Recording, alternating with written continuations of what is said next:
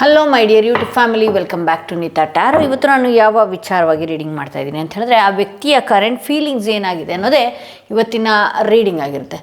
ಆ ವ್ಯಕ್ತಿಯ ಪ್ರಸ್ತುತ ಭಾವನೆಗಳು, ನಿಮ್ಮಿಂದ ಯಾರು ಮಿಸ್ ಆಗಿದ್ದಾರೆ ಅಥವಾ ದೂರವಾಗಿದ್ದಾರೆ, ಅವರ ಕರೆಂಟ್ ಫೀಲಿಂಗ್ಸ್ ಏನಾಗಿದೆ ನಿಮ್ಮ ವಿಚಾರವಾಗಿ ಅನ್ನೋದೇ ಇವತ್ತಿನ ರೀಡಿಂಗ್ ಆಗಿರುತ್ತೆ. ಲವ್, ರಿಲೇಷನ್ಶಿಪ್, ಹಸ್ಬೆಂಡ್, ವೈಫ್ ಯಾರಾದರೂ ಆಗಿರಬಹುದು, ಯಾವುದೇ ವ್ಯಕ್ತಿಯ ವಿಚಾರವಾಗಿ, ಫ್ರೆಂಡ್ಸ್, ನೈಬರ್ಸ್, ಏನೇ ಒಂದು ಕಿರಿಕಿರಿಯಾಗಿ ದೂರ ಆಗಿರಬಹುದು, ಆ ವ್ಯಕ್ತಿಯ ಕರೆಂಟ್ ಫೀಲಿಂಗ್ಸ್ ಏನಾಗಿದೆ ನಿಮ್ಮ ವಿಚಾರವಾಗಿ ಅನ್ನೋದೇ ಇವತ್ತಿನ ರೀಡಿಂಗ್ ಆಗಿರುತ್ತೆ. ಓಕೆ, ಎಂದಿನಂತೆ ನಿಮ್ಮ ಮುಂದೆ 2 ಕಾರ್ಡ್ಗಳನ್ನ ಇಟ್ಟಿದ್ದೀನಿ. ಓಕೆ, 2 ಕಾರ್ಡ್ಗಳ ಮೇಲೆ 2 ಸ್ಟೋನ್ಸ್ಗಳನ್ನ ಇಡ್ತೀನಿ. ಯಾವ ಸ್ಟೋನ್ ಇರುವಂತಹ ಕಾರ್ಡ್, ಯಾವ ಕಾರ್ಡ್ ಇರುವಂತಹ ಸ್ಟೋನ್ ನಿಮ್ಮ ಮನಸ್ಸಿಗೆ ತುಂಬಾ ಹತ್ತಿರ ರೆಸೊನೇಟ್ ಆಗುತ್ತಲ್ಲ, ಆ ಒಂದು ಕಾರ್ಡನ್ನ ನೀವು ಸೆಲೆಕ್ಟ್ ಮಾಡ್ಕೊಳ್ಬೇಕಾಗತ್ತೆ. ಓಕೆ, ಯಾವ ಕಾರ್ಡ್ ನಿಮ್ಮ ಮನಸ್ಸಿಗೆ ತುಂಬಾ ಹತ್ತಿರ ರೆಸೊನೇಟ್ ಆಗುತ್ತೆ ಆ ಒಂದು ಕಾರ್ಡನ್ನ ಸೆಲೆಕ್ಟ್ ಮಾಡ್ಕೊಳ್ಬೇಕಾಗತ್ತೆ. ಆ ವ್ಯಕ್ತಿಯ ಕರೆಂಟ್ ಫೀಲಿಂಗ್ಸ್ ಏನಾಗಿದೆ ನಿಮ್ಮ ವಿಚಾರವಾಗಿ ಅನ್ನೋದೇ ಇವತ್ತಿನ ರೀಡಿಂಗ್ ಆಗಿರುತ್ತೆ. ಹಾಗೆ ಯಾರೆಲ್ಲ ಫಸ್ಟ್ ಟೈಮ್ ನಾನು ಆ ವಿಡಿಯೋ ನೋಡ್ತಾ ಇದ್ದೀರಿ, ಸಬ್ಸ್ಕ್ರೈಬ್ ಮಾಡೋದನ್ನ ಮರಿಬೇಡಿ. ಯಾರಿಗೆಲ್ಲ ಇಂಡಿವಿಜುವಲ್ ಆಗಿ ಪರ್ಸನಲ್ ಟ್ಯಾರೋಟಿಂಗ್ ಸೆಷನ್ ಬೇಕು ಅನ್ನೋದಾದರೆ ಡಿಸ್ಕ್ರಿಪ್ಷನಲ್ಲಿ ಕೊಟ್ಟಿರುವಂತಹ ನಂಬರ್ಗೆ ಕಾಲ್ ಮಾಡಿ ಮುಂಚಿತವಾಗಿ ಅಪಾಯಿಂಟ್ಮೆಂಟ್ಗಳನ್ನ ಬುಕ್ ಮಾಡ್ಕೊಳ್ಬೇಕಾಗತ್ತೆ.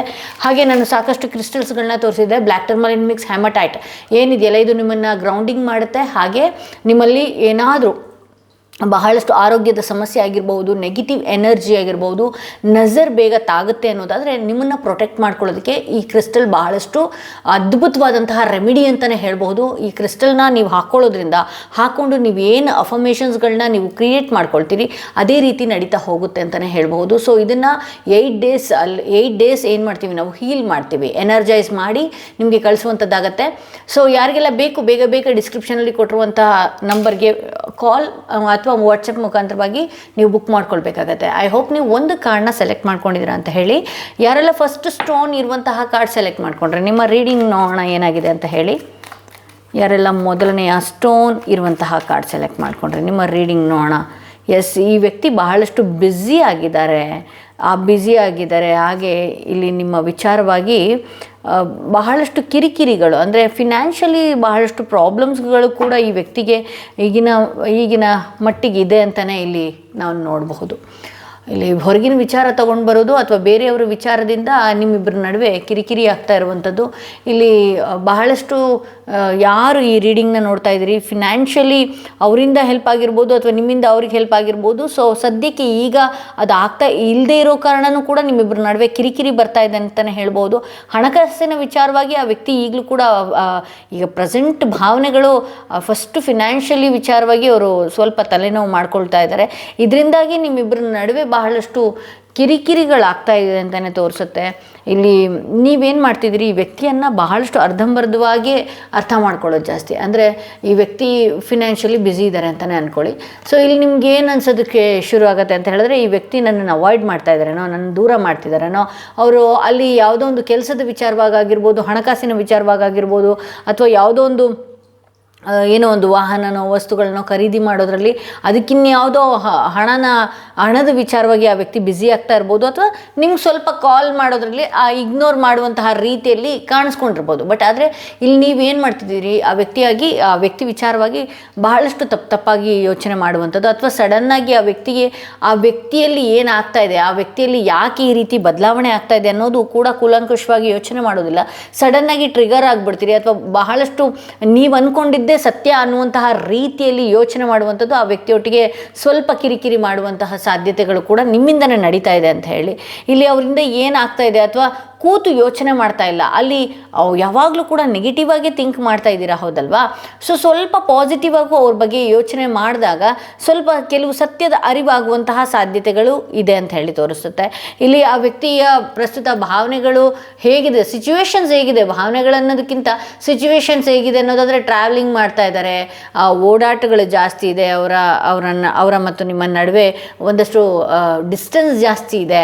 ಸೊ ಇಲ್ಲಿ ಅವ್ರಿಗೆ ಏನಾಗ್ತಿದೆ ಅಂತ ಹೇಳಿದ್ರೆ, ಬಹಳಷ್ಟು ಅವಕಾಶಗಳು ಅವ್ರ ಕಣ್ಣು ಮುಂದೆ ಇದೆ. ಅಂದರೆ ಕೆಲಸಗಳಾಗಿರ್ಬೋದು, ಅಥವಾ ಏನೋ ಒಂದು ಮಾಡಬೇಕು ಅನ್ನುವಂತಹ ಹಂಬಲ ಆಗಿರ್ಬೋದು, ಈ ಟೈಮ್ನಲ್ಲಿ ಇದೆ ಅಂತ ಹೇಳಿ ತೋರಿಸ್ತಾ ಇದೆ. ಇಲ್ಲಿ ಈ ವ್ಯಕ್ತಿ ಹೇಗೆ ಅಂತ ಹೇಳಿದ್ರೆ, ಕೆಲವೊಂದು ವಿಚಾರಗಳು ಶೇರ್ ಮಾಡದೆ ನಿಮ್ಮ ಜೊತೆಗೆ ಶೇರ್ ಮಾಡೋದಿಲ್ಲ. ಈ ರೀತಿ ಇದೆ, ಈಗಾಗಬೇಕು, ಈಗ ಆಗ್ತಾ ಇದೆ, ಆ ಥರದ್ದು ಯಾವುದೂ ನಿಮ್ಮ ಒಟ್ಟಿಗೆ ಶೇರ್ ಮಾಡೋದಿಲ್ಲ. ಅದು ಏನಾಗ್ತಾ ಇದೆ ಅಂದರೆ ನಿಮ್ಮಿಬ್ಬರ ನಡುವೆ ಒಂದಷ್ಟು ಕಿರಿಕಿರಿ ಆಗುವಂಥದ್ದು, ಅಥವಾ ಅವ್ರು ನಿಮ್ಗೆ ಲಾಂಗ್ ಡಿಸ್ಟೆನ್ಸ್ ಇರೋದ್ರಿಂದನೂ ಕೂಡ ಕಿರಿಕಿರಿ ಜಾಸ್ತಿ ಆಗುವಂಥದ್ದು, ಅಥವಾ ಅವ್ರು ಏನೋ ಮುಚ್ಚಿಡ್ತಿದ್ದಾರೆ ಅನ್ನುವಂತಹ ರೀತಿಯಲ್ಲಿ ಆ ವ್ಯಕ್ತಿ ನಿಮಗೆ ಕಾಣಿಸ್ಕೊಳ್ತಾ ಇದ್ದಾರೆ ಅಂತಲೇ ಹೇಳ್ಬೋದು. ಎಸ್, ಈ ವ್ಯಕ್ತಿ ಹಾಗೇ ನೋಡಿ, ಇಲ್ಲಿ ನೀವು ಈ ವ್ಯಕ್ತಿಯ ವಿಚಾರವಾಗಿ ಬಹಳಷ್ಟು ನೆಗೆಟಿವ್ ಯೋಚನೆ, ಪಾಸಿಟಿವ್ ಯೋಚನೆ, ಎಲ್ಲ ರೀತಿ ಯೋಚನೆಗಳನ್ನು ನೀವು ಮಾಡ್ತೀರಿ, ಹೌದಾ? ಬಟ್ ಆದರೆ ಈ ವ್ಯಕ್ತಿ ಹೇಗೆ ಅಂತ ಹೇಳಿದ್ರೆ, ಫಸ್ಟು ನನ್ನ ಸುತ್ತ ಏನು ನಡೀತಿದೆ, ಅಥವಾ ನನಗೀಗ ಏನಾಗಬೇಕು, ಮುಂದೆ ಏನಾಗಬೇಕು, ನನ್ನ ಆರೋಗ್ಯದ್ದಾಗಲಿ ಹಣಕಾಸಿನ ವಿಚಾರವಾಗಲಿ ಇದೆಲ್ಲನೂ ಕೂಡ ಸ್ವಾರ್ಥಿ ರೀತಿಯಲ್ಲಿ ಯೋಚನೆ ಮಾಡ್ತಾರೆ. ಬಟ್ ನೀವು ಆ ಟೈಮಲ್ಲಿ ಏನೇ ಅಂದ್ಕೊಂಡಿದ್ರು ಕೂಡ ಅದು ಹಾಗೇ ಬಿಡಬೇಕು, ಅಥವಾ ಈ ವ್ಯಕ್ತಿ ನನ್ನ ಜೊತೆಗೆ ಕಾಂಟ್ಯಾಕ್ಟ್ ಮಾಡಬೇಕು ಅಂದ ಕೂಡಲೇ ಮಾಡೇ ಬಿಡಬೇಕು ಅನ್ನುವಂತಹ ರೀತಿಯಲ್ಲಿ ನೀವಿದ್ದೀರಿ. ಸೊ ಇನ್ನು ಕೆಲವೇ ದಿನಗಳಲ್ಲಿ ಆ ವ್ಯಕ್ತಿ ನಿಮ್ಮನ್ನು ಆಗಿರ್ಬೋದು, ಅಥವಾ ಅವರ ಪರಿಸ್ಥಿತಿಯನ್ನು ಆಗಿರ್ಬೋದು, ಎರಡನ್ನೂ ಬ್ಯಾಲೆನ್ಸ್ ಮಾಡುವಂತಹ ಸಾಧ್ಯತೆ. ಅಂದರೆ ಹಿಂದೆ ಏನಾಗಿತ್ತು, ನಾನು ಯಾಕೆ ಈ ರೀತಿ ರಿಯಾಕ್ಟ್ ಮಾಡಿದೆ, ಅಥವಾ ನಿನ್ನಿಂದ ಯಾಕೆ ನೋ ಕಾಂಟ್ಯಾಕ್ಟ್ ಸಿಚುವೇಶನ್ ಆದೆ, ಈ ರೀತಿ ಎಲ್ಲನೂ ಕೂಡ ನಿಮ್ಮ ಜೊತೆಗೆ ಬಂದು ಒಂದಷ್ಟು ನಿಮ್ಮನ್ನು ಮತ್ತು ಅವರ ಪರಿಸ್ಥಿತಿಯನ್ನು ಬ್ಯಾಲೆನ್ಸ್ ಮಾಡುವಂತಹ ಸಾಧ್ಯತೆಗಳು ಇದೆ ಅಂತ ಹೇಳಿ ತೋರಿಸುತ್ತೆ. ಎಸ್, ಇಲ್ಲಿ ನಾನು ಹೇಳಿದ್ನಲ್ಲ, ಅವರಿಗೆ ಎಲ್ಲನೂ ಬಿಟ್ಬಿಟ್ಟು, ಅಥವಾ ನೀವು ಕೇಳ್ತಿರೋಂತಹ ಕ್ವಶನ್ಸ್ಗಳಿಗೆ ಆನ್ಸರ್ ಮಾಡ್ಕೊಂಡು ಕೂತ್ಕೊಂಡ್ಬಿಡೋಣ, ಅಥವಾ ನೀವು ಕೈ ತಪ್ಪು ಹೋಗ್ಬಿಡ್ತೀರೇನೋ ಆ ಥರದ್ದು ಭಯ ಅಷ್ಟೊಂದು ಇಲ್ಲ ಈ ವ್ಯಕ್ತಿಗೆ. ಈ ವ್ಯಕ್ತಿ ಹೇಗೆ ಅಂತ ಹೇಳಿದ್ರೆ, ಫಸ್ಟು ನನ್ನ ಕೆಲಸ, ಆಮೇಲೆ ಅವ್ರಿಗೆ ಗೊತ್ತಿದೆ ನಿಮ್ಮನ್ನು ಯಾವ ರೀತಿ ಬ್ಯಾಲೆನ್ಸ್ ಮಾಡಬೇಕು, ನಿಮ್ಮನ್ನು ಯಾವ ರೀತಿ ಹಿಪ್ನೋಟೈಸ್ ಮಾಡಬೇಕು ಮಾತಿನಲ್ಲಿ, ಅದೆಲ್ಲನೂ ಕೂಡ ಗೊತ್ತಿದೆ ಈ ವ್ಯಕ್ತಿಗೆ. ಸ್ವಲ್ಪ ನೀವು ಆ ದುಡುಕಿ ಮಾತನಾಡುವಂಥದ್ದು, ಅಥವಾ ಅವರ ಏನೋ ನಿಮಗೆ ಟೈಮ್ ಕೊಟ್ಟಾಗ ಒಳ್ಳೆಯ 4 ಮಾತುಗಳನ್ನು ಆಡಬೇಕಾಗಿತ್ತು ಕೂಡ, ಮುಂದೆನೂ ಕೂಡ ಇದೇ ರೀತಿ ನಡ್ಕೊಳ್ಬೇಕಾಗತ್ತೆ. ನೀವು ಆ ಸಿಕ್ಕಿದ ಟೈಮ್ನಲ್ಲಿ ಏನು ಮಾಡಿಬಿಡ್ತೀರಿ, ಆ ಪಾಸ್ಟ್ ವಿಚಾರವಾಗಿ, ಅಥವಾ ನೀವು ಯೋಚನೆ ಮಾಡ್ತಿರ್ತೀರಲ್ಲ ಕೂತ್ಕೊಂಡು ಇವ್ರ ಕಾಂಟ್ಯಾಕ್ಟಿಗೆ ಸಿಗದೇ ಇದ್ದಾಗ ಬಹಳಷ್ಟು ನೆಗೆಟಿವ್ ಯೋಚನೆಗಳು ಎಷ್ಟು ನಿಮ್ಮ ತಲೆಗೆ ಬರುತ್ತಲ್ಲ, ದಯವಿಟ್ಟು ಆ ಥರ ಯೋಚನೆಗಳನ್ನು ತಲೆಯಿಂದ ತೆಗೆದು ಹಾಕಿ ಆ ಸಮಯಕ್ಕೆ ಏನು ಬೇಕೋ ಅದನ್ನು ನೀವು ಮಾತಾಡ್ಕೊಳ್ಬೇಕಾಗತ್ತೆ. ಅವ್ರ ಬಗ್ಗೆ ಅವ್ರು ಏನು ಹೇಳ್ತಾರೆ ಮೊದಲನೇದಾಗಿ ಕೇಳಬೇಕಾಗತ್ತೆ ಅಂತ ಹೇಳ್ಬೋದು. ಓಕೆ, ಸೊ ಇದು ಮೊದಲನೆಯ ಕಾರ್ಡ್ ಸೆಲೆಕ್ಟ್ ಯಾರು ಮಾಡಿದ್ರಿ, ಅವರ ರೀಡಿಂಗ್ ಇದಾಗಿತ್ತು. ನೋಡೋಣ ಅವರ ಪ್ರೆಸೆಂಟ್ ಫೀಲಿಂಗ್ಸ್. ಯಾರು ಈ ಮೊದಲನೇ ಕಾರ್ಡ್ನ ಸೆಲೆಕ್ಟ್ ಮಾಡಿಕೊಂಡ್ರೆ ನಿಮ್ಮ ಪರ್ಸನ್ನ ಪ್ರೆಸೆಂಟ್ ಎನರ್ಜಿ ಹೇಗಿದೆ. ಸೊ ಇಲ್ಲಿ ನೋಡಿ, ಕಂಪ್ಯಾರಿಸನ್ ತೋರಿಸ್ತಾ ಇದೆ. ಇಲ್ಲಿ ಅವರ ಪರಿಸ್ಥಿತಿ ಹೇಗಿದೆ ಅಂತ ಹೇಳಿದ್ರೆ, ಯಾರೋ ಮುಂದಕ್ಕೆ ಹೋಗ್ಬಿಟ್ರು, ಅಥವಾ ಯಾರೋ ನನ್ನ ಕಣ್ಣು ಮುಂದೆ ತುಂಬ ಚೆನ್ನಾಗಿ ಬೆಳೀತಾ ಇದ್ದಾರೆ, ನಾನು ಯಾಕೆ ಹೀಗಾಗ್ಬಿಟ್ಟೆ, ಅಥವಾ ನನ್ನ ಲೈಫ್ ಯಾಕೆ ಹೀಗಾಗ್ಬಿಡ್ತು, ಈ ರೀತಿ ಯೋಚನೆ ಮಾಡ್ತಾ ಕೂತಿದ್ದಾರೆ ಆ ವ್ಯಕ್ತಿ ಅಂತಲೇ ತೋರಿಸುತ್ತೆ.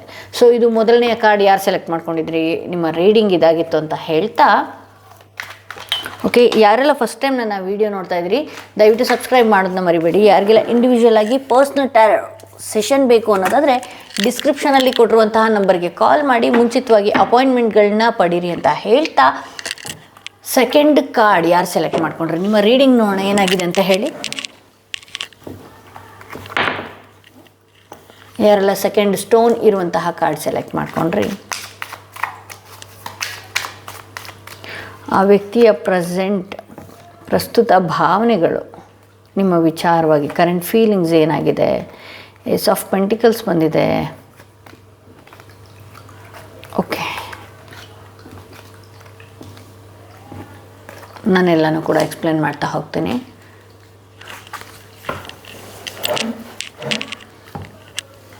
ಇಲ್ಲಿ ಆ ವ್ಯಕ್ತಿಗೆ ಯಾವುದೋ ಒಂದು ಆಪರ್ಚುನಿಟೀಸ್ ಬಂದಿರುವ ಕಾರಣ, ಅಥವಾ ಯಾವುದೋ ಒಂದು ಪ್ರೊಫೈಲ್ ಆಗಿರ್ಬೋದು, ಅಥವಾ ಯಾವುದೋ ಒಂದು ಹೊಸ ಅವಕಾಶ ಅವ್ರ ಲೈಫಿಗೆ ಬಂದಿರೋದ್ರಿಂದ, ಓಕೆ, ಹೊಸ ಅವಕಾಶಗಳು ಅವ್ರ ಲೈಫಿಗೆ ಬಂದಿರೋದ್ರಿಂದ ಒಂದಷ್ಟು ಆ ವಿಚಾರವಾಗಿ ಗಮನ ಹರಿಸ್ತಾ ಇದ್ದಾರೆ. ಆ ವಿಚಾರವಾಗಿ ಟ್ರಾವೆಲಿಂಗ್ ಮಾಡೋದು, ಆ ವಿಚಾರವಾಗಿ ಓಡಾಡುವಂಥದ್ದು, ಅವರ ನಿರ್ಧಾರಗಳು, ನಾನು ತಗೊಂಡಿರುವಂತಹ ಡಿಸಿಷನ್ ಸರಿ ಇದೆ ಅನ್ನುವಂತಹ ರೀತಿಯಲ್ಲಿ ಅವರ ಕರೆಂಟ್ ಫೀಲಿಂಗ್ಸ್ ಇದೆ. ನಿಮ್ಮ ಜೊತೆಯಿಂದ ಮಾತನಾಡೋದು ನಿಲ್ಲಿಸಿರ್ಬೋದು, ಅಥವಾ ನಿಮ್ಮಿಂದ ದೂರ ಆಗಿರಬಹುದು, ಏನೇ ಒಂದು ಆಗಿರಬಹುದು. ನಾನು ಮಾಡ್ತಿರೋದೇ ಸರಿ, ನನಗೆ ಈ ಅವಕಾಶನ ನಾನು ಹಿಡಿಬೇಕು, ಅಂದರೆ ಯಾವುದು ಒಂದು ಒಳ್ಳೆಯ ಆಪರ್ಚುನಿಟಿ ನನ್ನ ಲೈಫಲ್ಲಿ ಬಂದಿದೆ, ಅದನ್ನು ಸರಿಯಾದ ರೀತಿಯಲ್ಲಿ ಬಳಸ್ಕೊಳ್ಬೇಕು ಅನ್ನುವಂತಹ ರೀತಿಯಲ್ಲಿ ಇವರು ಮುಂದೆ ಹೋಗ್ತಾ ಇದ್ದಾರೆ ಅಂತಲೇ ತೋರಿಸುತ್ತೆ. ಇಲ್ಲಿ ಕೆಲವೊಂದು ಸಲ ನಾನು ಅಂದ್ಕೊಂಡಿದ್ದೇ ಸರಿ, ನಾನು ಸ್ವಲ್ಪ ಚೇಂಜ್ ಆಗಬೇಕು, ಅಥವಾ ಅವರು ಇರುವಂತಹ ರೀತಿ, ಅಥವಾ ಅವರು ಬ್ಯುಸಿ ಆದಂತಹ ರೀತಿ ನಿಮಗೂ ಕೂಡ ಹರ್ಟ್ ಆಗುವಂತಹ ರೀತಿಯಲ್ಲಿದೆ. ಇಲ್ಲಿ ಮುಂಚೆ ಇದ್ದ ರೀತಿಯಲ್ಲಿ ಈ ವ್ಯಕ್ತಿ ಇಲ್ಲ. ಯಾವ ರೀತಿ ಧೈರ್ಯ ಇವ್ರಿಗಿದೆ ಅಂತ ಹೇಳಿದ್ರೆ, ನನಗೆ ಇದನ್ನು ಬಿಟ್ಟು ಕೂಡ ಬೇರೆ ಅವಕಾಶಗಳಿದೆ. ಸೊ ಇದ್ರ ಬಗ್ಗೆನೇ ನಾನು ತುಂಬ ತಲೆ ಕೆಡಿಸ್ಕೊಳ್ಳೋದಕ್ಕಾಗೋದಿಲ್ಲ. ನನ್ನ ಟೈಮ್ ಕೂಡ ಚೆನ್ನಾಗಿ ಆಗ್ತಾ ಬಂದಿದೆ ಅನ್ನುವಂತಹ ಭಾವನೆಗಳು ಬಂದಿದೆ. ಸೊ ಇಲ್ಲಿ ನಾನು ಹೇಳಿದ್ನಲ್ಲ, ಇಲ್ಲಿ ಅದ್ಭುತವಾದಂತಹ ದಾರಿ ಈ ವ್ಯಕ್ತಿ ಕಾಣಿಸ್ಕೊಳ್ತಾ ಇದೆ ಇತ್ತೀಚೆಗೆ. ಈ ಅವಕಾಶ ಅಥವಾ ಈ ಪಾತಲ್ಲಿ ನಾನು ಹೋದರೆ ನನ್ನ ಲೈಫ್ ಸರಿ ಹೋಗುತ್ತೆ, ಈ ದಾರಿಯಲ್ಲಿ ನಾನು ಹೋದರೆ ನನ್ನ ಲೈಫ್ ತುಂಬಾ ಅದ್ಭುತವಾಗಿರುತ್ತೆ ಅನ್ನುವಂತಹ ರೀತಿಯಲ್ಲಿ ಈ ವ್ಯಕ್ತಿ ಥಿಂಕ್ ಮಾಡ್ತಾ ಇದ್ದಾರೆ ಅಂತಲೇ ಇಲ್ಲಿ ತೋರಿಸ್ತಾ ಇದೆ. ಇಲ್ಲಿ ವೀಲ್ ಆಫ್ ಫಾರ್ಚೂನ್ ಬಂದಿದೆ. ಇಲ್ಲಿ ವೀಲ್ ಆಫ್ ಫಾರ್ಚೂನ್ ಬಂದಿರೋದ್ರಿಂದ ಸಡನ್ನಾಗಿ ಒಂದಷ್ಟು ಬದಲಾಗುವಂತಹ ಸಾಧ್ಯತೆಗಳು, ಅಥವಾ ಅವರ ಟೈಮ್ ತುಂಬ ಚೆನ್ನಾಗಿರುವ ಕಾರಣ ಅವರು ಒಂದಷ್ಟು ಆ ವಿಚಾರವಾಗಿ ಸಂತೋಷದ ವಾತಾವರಣದಲ್ಲಿ ಓಡಾಡ್ತಾ ಇದ್ದಾರೆ, ಅಥವಾ ಸಂತೋಷದ ವಾತಾವರಣದಲ್ಲಿ ಇದ್ದಾರೆ ಅಂತ ಹೇಳಿ ತೋರಿಸ್ತಾ ಇದೆ. ಆ ಮೂಮೆಂಟ್ನ ಎಂಜಾಯ್ ಮಾಡ್ತಾ ಇದ್ದಾರೆ. ಕರೆಂಟ್ ಫೀಲಿಂಗ್ಸ್ ಅವ್ರದ್ದು ಹಾಗೇ ಇದೆ. ಓಕೆ, ಇಲ್ಲಿ ಜಸ್ಟಿಸ್ ಕಾರ್ಡ್ ಬಂದಿರೋದ್ರಿಂದ ನಿಮ್ಮನ್ನು ಮಾತಾಡ್ಸಲ್ವಾ ಅಥವಾ ಮಾತಾಡಿಸ್ತಾರಾ ಅಥವಾ ನಿಮ್ಮ ಜೊತೆ ಮುಂಚೆ ಇದ್ದ ಹಾಗೆ ಇರ್ತಾರಾ, ಅವರ ಕರೆಂಟ್ ಫೀಲಿಂಗ್ಸ್ ಏನು ಅನ್ನೋದಾದರೆ ನಿಮ್ಮ ಬಗ್ಗೆ ತುಂಬಾ ಒಳ್ಳೆಯ ಅಭಿಪ್ರಾಯನೂ ಇದೆ, ಅಥವಾ ನಿಮ್ಮನ್ನು ಇಲ್ಲಿಂದ ಬಿಟ್ಕೊಡೋದು ಇಲ್ಲ, ಅಥವಾ ಅವರು ಹೇಗೆ ಅಂತ ಹೇಳಿದ್ರೆ ಎಂಜಾಯ್ ಮಾಡ್ತಿರೋಂತಹ ಮೂಮೆಂಟಲ್ಲೂ ಕೂಡ ಅದನ್ನು ನಿಮ್ಮನ್ನು ಆ ಮೂಮೆಂಟ್ ಒಳಗಡೆ ನಿಮ್ಮನ್ನು ತೊಗೊಳ್ತಾನೂ ಇಲ್ಲ. ಇದರಿಂದ ನಿಮಗೊಂದಷ್ಟು ಇರ್ಸು ಮುರ್ಸು ಆಗ್ತಾ ಇದೆ ಅಂತ ಹೇಳಿ, ಅಂದರೆ ಏನಾಗ್ತಿದೆ, ಅಥವಾ ನಿಮಗೆ ಮುಂಚೆ ಇದ್ದ ರೀತಿಯಲ್ಲಿ ಈ ವ್ಯಕ್ತಿ ಟೈಮ್ ಕೊಡದೇ ಇರುವಂತಹ ಕಾರಣ. ಇಲ್ಲಿ 4 ಆಫ್ ಪೆಂಟಿಕಲ್ಸ್ ಬಂದಿರೋದ್ರಿಂದ ನೋಡಿ, ಆ ವ್ಯಕ್ತಿಗೆ ಆಪರ್ಚುನಿಟೀಸ್ ಇದೆ. ಸೊ ಅದ್ರ ಕಡೆ ಹೋಗ್ತಾ ಇದ್ದಾರೆ, ಅವ್ರು ಬ್ಲೈಂಡ್ಲಿ ಆ ಕಡೆಗೆ ಹೋಗ್ತಾ ಇದ್ದಾರೆ. ಇಲ್ಲಿ ನಿಮ್ಗೇನಾಗ್ತಾ ಇದೆ ಅಂತ ಹೇಳಿದ್ರೆ, ಇರೋದನ್ನ ಬಿಟ್ಟು ಇಲ್ಲದೇ ಇರೋದ್ರ ಕಡೆ ಗಮನ. ನೀವು ಕೂಡ ನಿಮ್ಮ ಲೈಫಲ್ಲೂ ಕೂಡ ಒಳ್ಳೊಳ್ಳೆ ವಿಚಾರಗಳು ನಡೀತಾ ಇದ್ದರೆ ಆ ವಿಚಾರವಾಗಿ ನೀವು ಎಂಜಾಯ್ ಮಾಡ್ತಾ ಇಲ್ಲ. ಸೊ ಅವರ ಪ್ರಸ್ತುತ ಭಾವನೆಗಳು ಏನಾಗಿದೆ, ಇಲ್ಲಿ ನಿಮ್ಮನ್ನು ಬಿಟ್ಕೊಡ್ತಾನೂ ಇಲ್ಲ, ಅಥವಾ ಅವ್ರು ಬದಲಾಗಿರುವಂತಹ ರೀತಿಯಲ್ಲ, ಅವ್ರ ಟೈಮ್ ತುಂಬ ಚೆನ್ನಾಗಿದೆ. ಅವರ ಏನಿದೆ, ಅವ್ರು ಈ ರೀತಿ ಬದಲಾಗೋದಕ್ಕೆ ಭಾಳಷ್ಟು ಅವಕಾಶಗಳು ಅವ್ರ ಹತ್ರ ಬರ್ತಾ ಇರೋದ್ರಿಂದ ನಾನು ಸರಿ ದಾರಿನೇ ಚೂಸ್ ಮಾಡ್ಕೊಂಡಿದ್ದೀನಿ ಅನ್ನುವಂಥ ರೀತಿಯಲ್ಲಿ ಈ ವ್ಯಕ್ತಿ ಹೋಗ್ತಾ ಇದ್ದಾರೆ ಅಂತಲೇ ಇಲ್ಲಿ ತೋರಿಸ್ತಾ ಇದೆ.